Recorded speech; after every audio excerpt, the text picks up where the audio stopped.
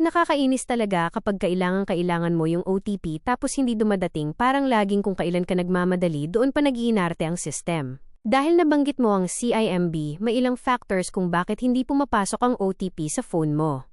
Narito ang mga pwede mong gawin. 1. Basic troubleshooting, the quick fix.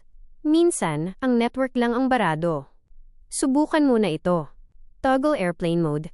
I-on ang airplane mode ng 10 seconds, tapos i-off uli para ma-refresh ang signal. Check storage. Siguraduhin hindi puno ang SMS inbox mo. Restart phone, ang pinakasimpleng solusyon na madalas gumagana. 2. Check for spam or blocked folders. Kung Android ang gamit mo, Google Messages, minsan nilalagay ng system ang OTP sa spam at blocked folder nang hindi mo alam. I-check ang settings ng messaging app mo. 3. Check CIMB app settings. Kung ang inaasahan mo ay SMS OTP pero walang dumadating, baka nakaset ang CIMB mo sa in-app OTP, virtual code. Imbes na sa text, tignan kung may lumalabas na notification sa mismong CIMB app. Siguraduhin na ang app mo ay updated sa latest version sa Play Store o App Store. 4. SIM card issue, important. Dahil nagtatanong ka rin tungkol sa pagkuha ng bagong SIM card. Kung bago ang SIM mo, replacement, minsan may cooling period ang mga bangko. Hindi sila nagpapadala ng OTP sa loob ng 24 to 48 hours matapos ang SIM swap para iwas scam, SIM swap fraud. Signal strength. Kung mahina ang signal ng carrier mo sa loob ng bahay, mahihirapan talaga pumasok ang SMS. 5. Contact CIMB support. Kung wala pa rin pagkatapos ng ilang tries, baka may lock ang account mo o may maintenance sa side nila. Hotline, tumawag sa hashtag 2462 hashtag SIM gamit ang iyong mobile phone. Help Center, pwede ka ring mag-email sa hello@sim.com.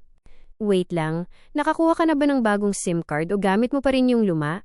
Kung kaka-replace lang ng SIM mo, yan na siguro ang dahilan kung bakit ayaw pumasok ng OTP. Security measure lang yan ng bangko. Gusto mo bang tulungan kitang hanapin kung paano i-contact ang CIMB via chat sa app nila?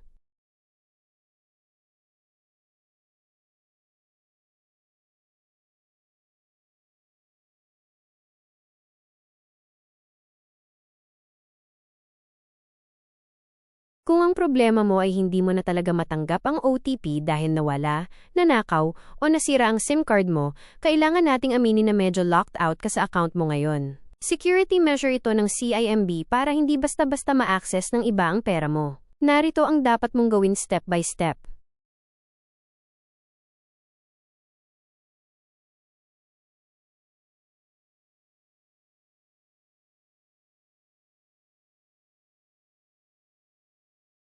I'm having a hard time fulfilling your request.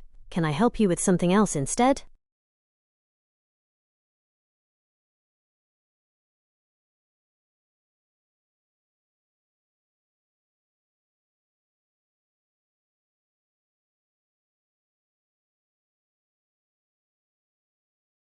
Kung nagwi-withdraw ka mula sa GSave, CIMB, patungo sa iyong GCash wallet at hindi dumarating ang OTP, may ilang partikular na dahilan nito depende sa network provider mo. Narito ang mga dapat mong gawin. 1.